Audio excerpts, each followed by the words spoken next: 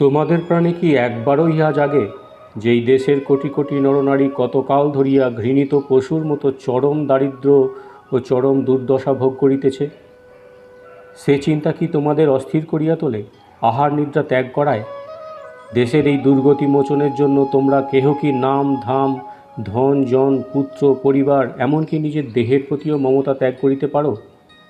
এই জীবনমৃত অভাগাদিগকে উদ্ধার করিবার কোনো উপায়, কোনো পন্থা কি তোমরা স্থির করিয়াছ? সেই বজ্রকঠিন সংকল্প কি তোমাদের আছে, যাহার বলে পর্বত প্রমাণ বাধাও নিমেষে অপসারিত হয়? সমগ্র জগৎ যদি তরবারি হস্তে তোমার পথ রোধ করিয়া দাঁড়ায়, তথাপি তুমি যাহা সত্য মনে করিয়াছ তাহা সাধন করিতে বিন্দুমাত্র ভীত হইবে না।